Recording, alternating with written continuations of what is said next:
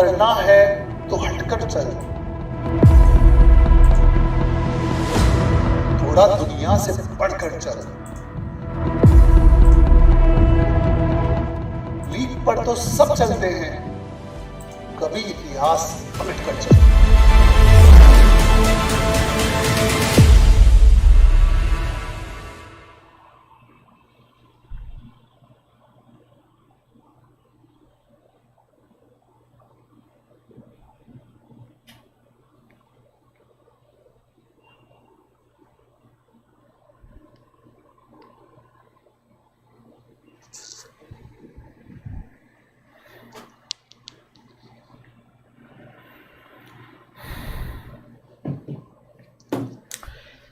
Hello students, welcome to అడా 24/7 Telugu.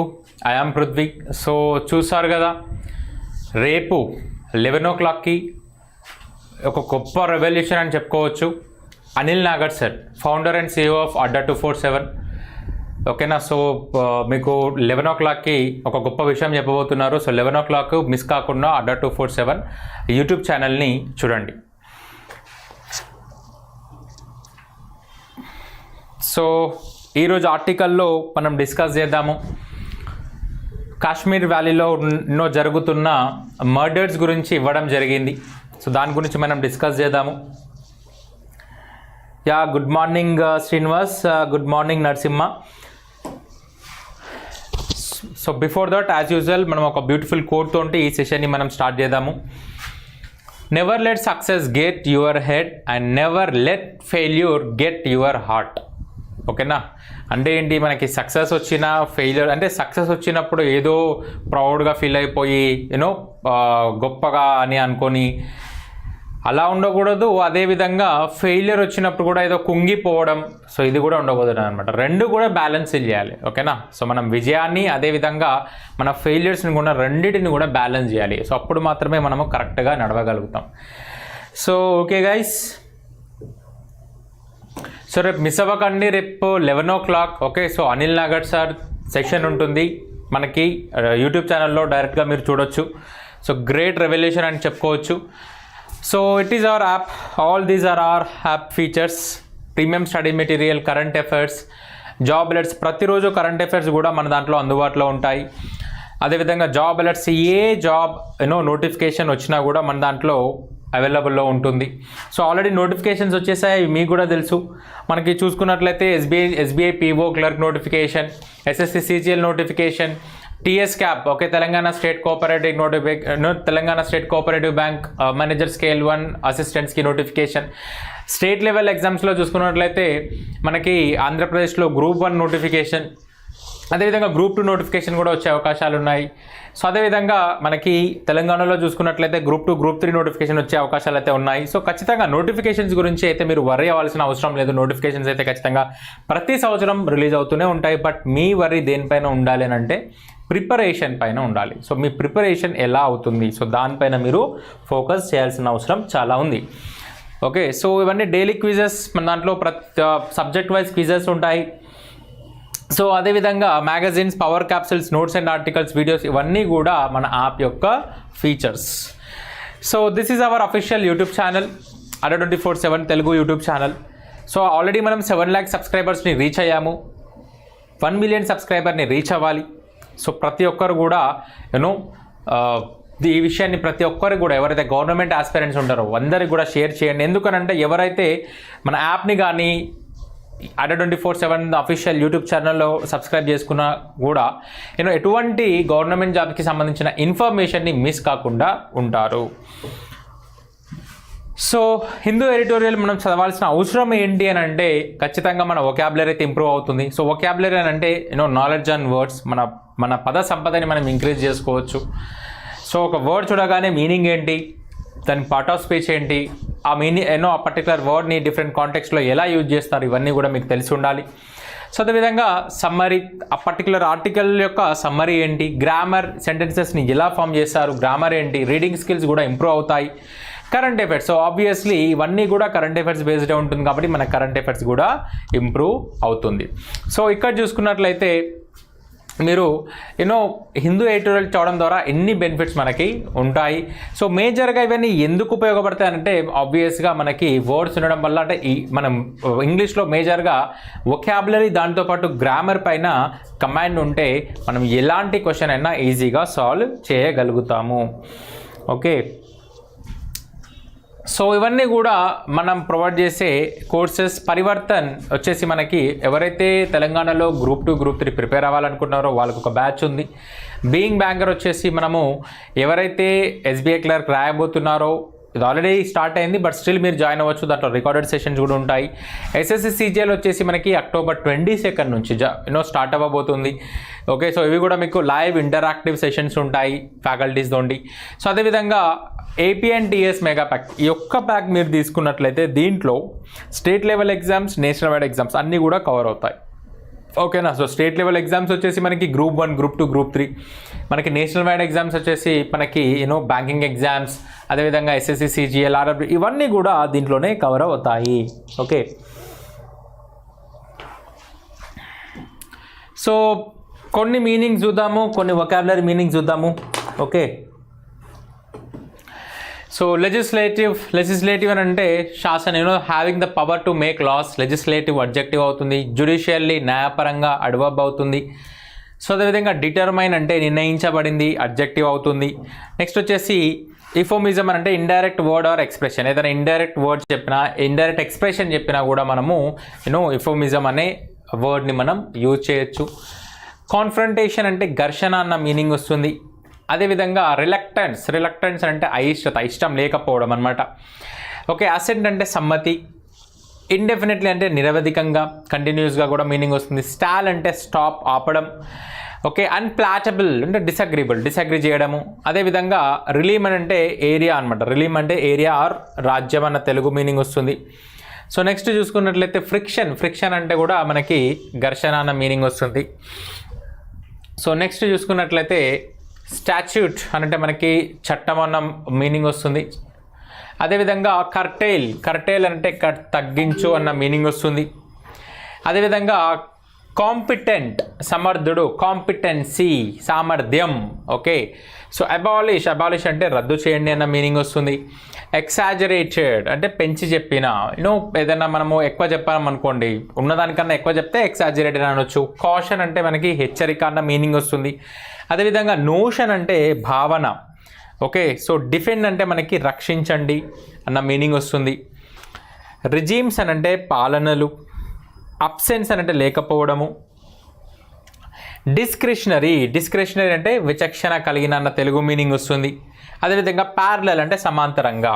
Okay, so expected ఊహించబడింది. So ఇవన్నీ కూడా తెలుగు మీనింగ్స్ వస్తాయి. స్విఫ్ట్ అని అంటే వేగమైన. స్టే అంటే వాయిదా వేయు. అదేవిధంగా అగ్రీవ్డ్ అంటే బాధపడ్డాడు అన్న మీనింగ్ వస్తుంది. సేఫ్ గార్డ్ అంటే రక్షణ. ఓకే, సేఫ్ గార్డ్ అంటే రక్షణ అన్న మీనింగ్ వస్తుంది. జీలస్లీ అత్యుత్సాహంతో. Okay, zeal or zealously. Acquittal అంటే నిర్దోషిగా విడుదల అన్న మీనింగ్ వస్తుంది. ఓకేనా. ఇంటర్డైరెక్టెడ్. ఓకే, ఇంటర్డెక్టెడ్ అంటే అడ్డుకున్నారు అన్న మీనింగ్ వస్తుంది. ఫుల్ హియరింగ్ అంటే when both you and the other person get to present evidence before the court. Okay, so ఇద్దరు పీపుల్ మనకి ఎవిడెన్స్ని కోర్టులో ప్రజెంట్ చేస్తే దాన్ని మనం ఫుల్ హియరింగ్ అని అంటున్నాము. ఓకే, సో అక్వాటల్స్ అంటే నిర్దోషులు అన్న మీనింగ్ వస్తుంది. స్విఫ్ట్నెస్ అని అంటే వేగము. కాగ్నిసెన్స్ అంటే జ్ఞానము. ఓకే, వాయిడ్ అని అంటే మనకి not valid or legally binding, not valid. Omission అంటే మినహాయింపు. విటియేట్ అంటే విసగించు అన్న మీనింగ్ వస్తుంది. రిస్ట్రెయింట్ నియంత్రణంలోని. అదేవిధంగా అప్పీల్ అని అంటే ఏంటి? Make a serious urgent or heartfelt request, విజ్ఞప్తి. అదేవిధంగా అక్వైటెడ్ అంటే నిర్దోషిగా ప్రకటించిన. సో నెక్స్ట్ చూసుకున్నట్లయితే అసర్షన్స్ అంటే వాదనలు అన్న మీనింగ్ వస్తుంది. రిసర్జెన్స్ అని అంటే పునర్జీవనం. నెక్స్ట్ వచ్చేసి డెఫ్లీ నేర్పుగా. డెక్స్టరిటీ. సో ఇవన్నీ కూడా మనకి స్కిల్ఫుల్ అన్న మీనింగ్సే వస్తాయి. రీన్ అంటే అదుపులో ఉంచి నడపడం అంటే కంట్రోల్. రీన్ అంటే కంట్రోల్ అన్న మీనింగ్ వస్తుంది. నెక్స్ట్ వచ్చేసి విట్నెస్డ్ సాక్షిగా. జిస్ట్ వచ్చేసి సారాంశం. వర్డిక్ట్ అంటే తీర్పు అన్న మీనింగ్ వస్తుంది. శాంక్షన్ అంటే అనుమతి. ఆప్టైన్ అంటే పొందారు అన్న మీనింగ్ వస్తుంది. నెక్స్ట్ వచ్చేసి ప్రాస్పెక్ట్స్ అని అంటే అవకాశాలు. డౌన్ టర్న్స్ తిరోగమనాలు. ఓకే, డౌన్ టర్న్స్ అంటే తిరోగమనాలు. రిపెల్ అని అంటే అలా అన్న మీనింగ్ వస్తుంది. అండర్ ఎస్టిమేటెడ్ అంటే చిన్న చూపు అన్న మీనింగ్ వస్తుంది. ఓకే, క్రాంప్ అని అంటే ఇక్కడ తిమ్మిరి అన్న మీనింగ్ వస్తుంది. ఫ్లాటరింగ్ అంటే తెరబడుతుంది. ట్రాజెక్టరీ అంటే పదం, వే. ఓకే, సో డెమోగ్రఫిక్ అంటే జనాభా. అదేవిధంగా సర్జ్ వచ్చేసి మనకి పైకి లేవడం అనమాట, పైకి లేవడం. అదేవిధంగా సఫిస్ అంటే మనకి సరిపోతుందన్న మీనింగ్ వస్తుంది. నెక్స్ట్ వచ్చేసి బార్డ్ అంటే నిషేధించారు అన్న మీనింగ్ వస్తుంది. నెక్స్ట్ వచ్చేసి ప్లేసెబో, ఫేక్ డ్రగ్స్ని మనం ప్లేసెబో అంటున్నాము. ఓకే, సో అదేవిధంగా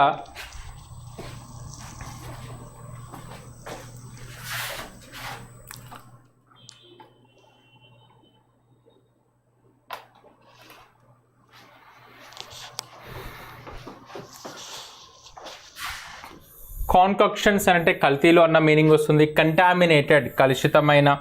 ఎవోక్డ్ పిలిచిన. అవుట్ క్రై ఆర్తనాదం. స్క్రూటినీ పరిశీలన. స్క్రూటినీ అంటే ఎగ్జామిన్ అన్న మీనింగ్ కూడా వస్తుంది. సో ఈరోజు మీనింగ్స్లో చూసుకున్నట్లయితే ఫౌల్. ఓకే, ఫౌల్ అంటే మలినమైన అన్న మీనింగ్ వస్తుంది. డాస్టర్డ్లీ. ఓకే, డాస్టర్డ్లీ అని అంటే భయంకరంగా అన్న మీనింగ్ వస్తుంది. డెలిబరేట్ ఉద్దేశపూర్వకంగా.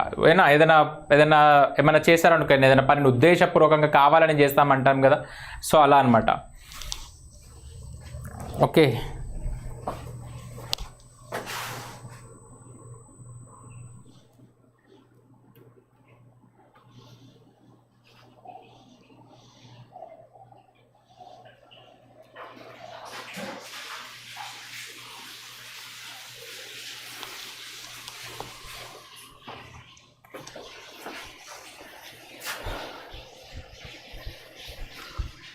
సో ఈరోజు చూద్దాం ఒకసారి ఆర్టికల్.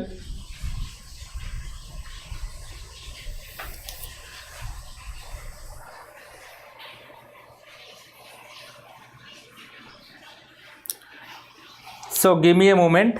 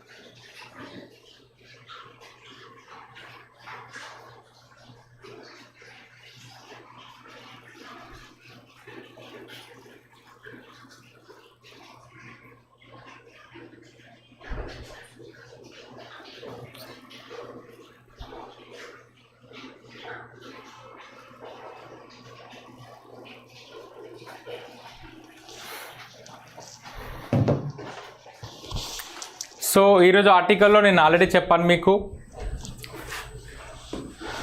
సో కాశ్మీర్ వ్యాలీలో ఈ మర్డర్స్ అనేది కొనసాగుతున్నాయి. సో దాని గురించి ఒక ఆర్టికల్ అయితే ఇవ్వడం జరిగింది, చూద్దాం మనం ఈరోజు.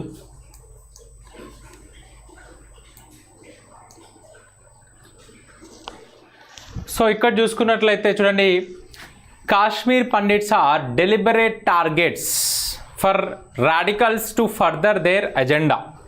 ఓకే, సో కాశ్మీర్ పండిట్స్ని టార్గెట్ చేస్తున్నారంట, అంటే డెలిబరేట్లీ టార్గెట్ చేస్తున్నారంట, ఉద్దేశపూర్వకంగా టార్గెట్ చేస్తున్నారు. ఎవరికేనంటే రాడికల్స్. ఓకే, ఎందుకనంటే వాళ్ళ ఏజెండాని ఫర్దర్గా ఆబ్వియస్లీ ఇంప్రూవ్ చేసుకోవడానికి వాళ్ళ ఎజెండా కోసం ఎవరిని టార్గెట్ చేస్తున్నారంట, కాశ్మీర్ పండిట్స్ని డెలిబరేట్గా ఉద్దేశపూర్వకంగా టార్గెట్ చేస్తున్నారని ఇక్కడ ఇవ్వడం జరిగిందనమాట. చూడండి, the dastardly murder of Kashmir Pandit farmer in Shopian in South Kashmir recently follows a series of attacks on the minority community. ఇక్కడ చూడండి ఒకసారి. సో ఇక్కడ కాశ్మీర్ పండిట్ ఫార్మర్ అంట, ఎక్కడ చనిపోయారంట, ఎక్కడ తనని కిల్ చేశారనంట, మనకి షోపియాన్ వచ్చేసి మనకి సౌత్ కాశ్మీర్లో ఉందన్నమాట. అదొకే రీసెంట్లీ ఫాలోస్ మనకి series of attacks. So series of attacks జరుగుతున్నాయనంట ఎవరిపైన అంటే ఆన్ ద మైనారిటీ కమ్యూనిటీ. ఎక్కడ? In the union territory. Okay so with at least 6 Pandits have been killed in targeted attacks. So ఈ టార్గెటెడ్ అటాక్స్లో 6 మెంబర్ పండిట్స్ని చంపేశారంట బై మిలిటెంట్స్. ఎవరు చంపేశారు? మిలిటెంట్ చంపేశారు. సో దిస్ ఇయర్, ఈ సంవత్సరం, despite assurance on the community's protection. అంటే ఏంటి? కమ్యూనిటీ ప్రొటెక్షన్ ఉన్నప్పటికీ the running attacks have increased. ఈ అటాక్స్ అన్నీ కూడా ఇంక్రీజ్ అవుతూనే ఉన్నాయనంట. It's sense of fear with several families having fled. అంటే ఏంటి? సో ఇలా కిల్లింగ్స్ జరుగుతుండడం ద్వారా ఇది భయాన్ని పెంచాయనంట. సో అదేవిధంగా with several families having fled అంటే చాలా ఫ్యామిలీస్ కూడా వెళ్ళిపోయారంట. ఎక్కడి నుంచి అంటే the valley earlier this year. So చాలా ఫ్యామిలీస్ కూడా ఆ వ్యాలీని వదిలేసి వెళ్ళిపోయారంట. సో చూద్దాం. సో నెక్స్ట్ వచ్చేసి at one level these attacks reflect the desperation of radical elements in the separatist current in the valley. అంటే ఈ అటాక్స్ని ఏం రిఫ్లెక్ట్ చేస్తున్నానంటే ఈ రాడికల్స్ యొక్క తెగింపుని రిఫ్లెక్ట్ చేస్తున్నాయి. Who relay on such murders. ఎవరైతే ఆ మర్డర్స్ పైన డిపెండ్ అయి ఉంటారో టు క్రియేట్ ఎ ఫియర్ సైకోసిస్. వాళ్ళు ఏం క్రియేట్ చేస్తున్నారంట?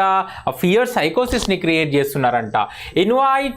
inevitable state repression in retaliation and seek to exploit discontent and disaffection from the state action. So వాళ్ళు ఎలా ఉన్నారు, ఎందుకు ఇలా చేస్తున్నారు అంటే ఆ స్టేట్ యొక్క దానికి ఆ స్టేట్ యాక్షన్స్కి అసంతృప్తిగా ఉన్నారు, డిస్కంటెంట్గా ఉన్నారు. సో అందుకోసమే ఇలా చేస్తున్నారని ఇక్కడ ఇవ్వడం జరుగుతుంది అనమాట. So this is evident in the statement released online by the purported attackers. ఈ స్టేట్మెంట్ అంట ఇచ్చారంట. ఎక్కడ రిలీజ్ చేశారు? ఆన్లైన్లో రిలీజ్ చేశారంట. ఎవరు రిలీజ్ చేశారు?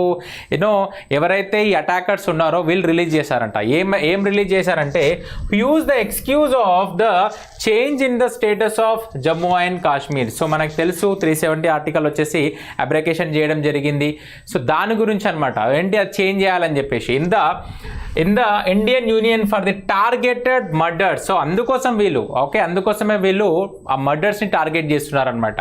Also warn further attacks. ఇంకా అంటే అవి కాకుండా ఫర్దర్ అటాక్స్ కూడా చేస్తామని చెప్పేసి వార్న్ చేశారంట. That hapless civilians migrants. So obviously ఇది కూడా సివిలియన్స్ హెల్ప్లెస్ అయిపోయారు. Migrant workers, farmers and government officers. So వీళ్ళందరూ కూడా హెల్ప్లెస్ అయిపోయారు. And migrant workers, farmers and government officers have been the victims. So వీళ్ళందరూ ఒక విక్టిమ్ లెక్క అయిపోయారనమాట. Brings back memories of the exodus of minorities following violence in the valley in the 1990s. అంటే ఇవన్నీ కూడా దేన్ని తలుస్తున్నాయి, దేన్ని గుర్తు చేసుకునేలా ఉన్నాయని అంటే 1990లో జరిగిన ఈ ఎక్సోడస్కి, మైనారిటీస్కి సంబంధించిన ఎక్సోడస్ని గుర్తు చేస్తున్నాయని ఇక్కడ చెప్తున్నారనమాట. సో నెక్స్ట్ చూసుకున్నట్లయితే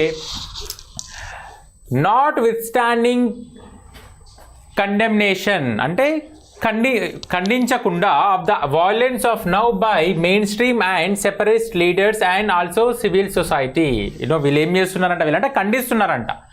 ఎవరెవరు? మెయిన్ స్ట్రీమ్ వాళ్ళు, separatist leaders, also civil society.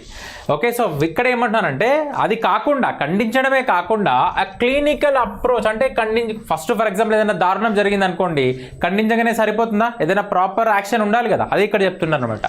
A clinical approach to finding and punishing the perpetrators. నేరస్తులు అనమాట. Perpetrators will be better than seeking to dragnet suspects. అంటే ఏంటి? ఈ సస్పెక్ట్స్ని సో అనుమానం వాళ్ళని వెతుకోవడం కన్నా ఒక క్లినికల్ అప్రోచ్ ఉండాలి. వీళ్ళని పనిష్ చేసేందుకు, ఈ నేరస్తులని పనిష్ చేసేందుకు ఒక క్లినికల్ అప్రోచ్ ఉండాలి అని ఇక్కడ చెప్తున్నారు. So it is important to isolate the radicals. So రాడికల్స్ని కంపల్సరీ ఐసోలేట్ చేయాలి, ఇండివిజువల్గా చేసేసేయాలన్నమాట. The UT administration must also not spare any expense in renewing its commitment to protecting the pandits and migrants. Okay, అంటే ఏంది UT administration అంట compromise అవ్వద్దు, ఎవరికి ఏంటంటే ఈ పండిట్స్ని మైగ్రెంట్స్ని ప్రొటెక్ట్ చేయడంలో ఎటువంటి కాంప్రమైజ్ అవ్వద్దని ఇక్కడ చెప్తున్నారు.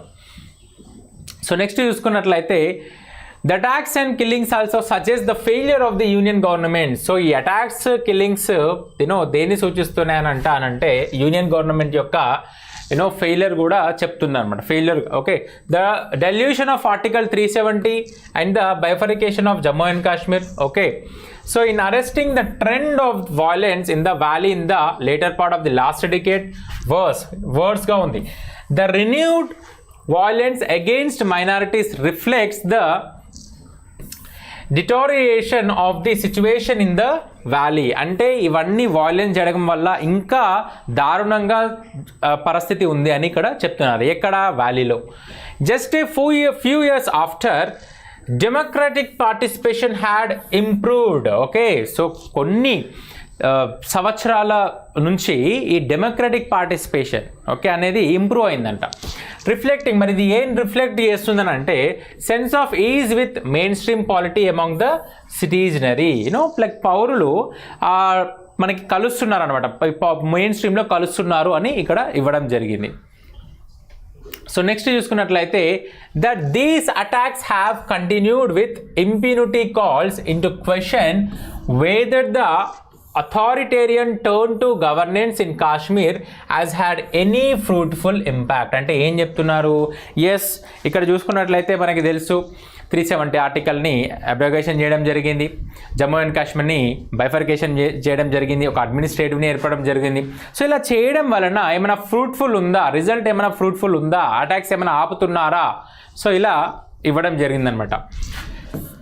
Besides the emasculation, okay, besides the emasculation అంటే వీక్ అవుతుంది అనమాట, of nearly the entire Kashmir polity, both mainstream and separatist and persisting disaffection. Okay, disaffection అంటే అసంతృప్తి. There is no increased religious polarisation. Okay, there is now increased religious polarisation అంటే ఏంటి? So ఇవన్నీ కూడా ఆ రిలీజియస్ సెపరేషన్ని, ఓకే, డివైడ్ ఉందో religious, అవన్నీ కూడా ఇంక్రీజ్ చేస్తుందనట. So there is now increased religious polarisation. So religious భావాలు ఉంటాయి కదా, అవి ఇంకా ఇంక్రీజ్ అవుతుందనట. Which has led the burgeoning of violent radical elements. Okay, so the persistence of security centric approach అంటే ఏదైతే సెక్యూరిటీ సెంట్రిక్ అప్రోచ్ ఉంటుందో కంటిన్యూస్గా అది టు ద కాశ్మీర్ ఇష్యూస్, దేని గురించి? Kashmir issue. And the lack of ownership in governance, మనకి ఆ lack of ownership ఉంది గవర్నెన్స్లో among the citizenry due to the absence of elected authority. ఆ ఎలక్టెడ్ అథారిటీ అబ్సెన్స్ అవ్వడం, ఇవన్నీ కూడా యాడ్ అయ్యారంట. Okay, to the alienation in India's most conflict prone provinces, ఇవన్నీ కూడా యాడ్ అయ్యారంట ఈ సెపరేట్ చేయడానికి. ఎక్కడ? India's most conflict prone provinces. Provinces అంటే ప్లేస్ అనమాట. Okay, so okay guys, so ఈరోజు నేను మీకు చెప్పడం జరిగింది. సో కాశ్మీర్ వ్యాలీలో ఈవెన్ 370 ఆర్టికల్స్ అబ్రగేషన్ అయిన తర్వాత కూడా, బైఫర్కేషన్ అయినా కూడా, అంత సెక్యూరిటీ ఉన్నా కూడా డెలిబరేట్గా, ఓకే, ఉద్దేశపూర్వకంగా ఈ కాశ్మీర్ పండిట్స్ని కిల్ చేస్తున్నారు మిలిటెంట్స్. సో దాని గురించి ఒక ఆర్టికల్ అయితే ఇవ్వడం జరిగింది ఈరోజు. సో ఇవన్నీ కూడా మనం ప్రొవైడ్ చేసే కోర్సెస్. పరివర్తన వచ్చేసి మనకి గ్రూప్ 2, గ్రూప్ 3 స్టూడెంట్స్కి, అదేవిధంగా బీయింగ్ బ్యాంకర్ వచ్చేసి ఎస్బీఐ క్లర్క్ గురించి, అదేవిధంగా ఏపీ అండ్ టీఎస్ మెగాప్యాక్ చూసుకున్నట్లయితే దీంట్లో state level exams, national level exams రెండు కూడా కవర్ అవుతాయి. ఎస్ఎస్సి సిజిఎల్ వచ్చేసి మనకి అక్టోబర్ 22 నుంచి స్టార్ట్ అవ్వబోతుంది. సో అదేవిధంగా ఇవే కాకుండా వేరే ఏదైనా సరే, మీరు టెస్ట్ సిరీస్ అయినా సరే, ప్రింటెడ్ బుక్స్ అయినా సరే, ఈ బుక్స్ అయినా సరే తీసుకోవాలనుకుంటే మర్చిపోవద్దు నా code Y615. And one more thing ఏంటి అని అంటే, రేపు వచ్చేసి మర్చిపోవద్దు, రేపు 11 o'clock యూట్యూబ్ ఛానల్ని చూడండి. ADA247 Anil Nagar sir information ఇస్తారు. Okay, so okay guys, hope you are clear today's article. See you tomorrow. Till then.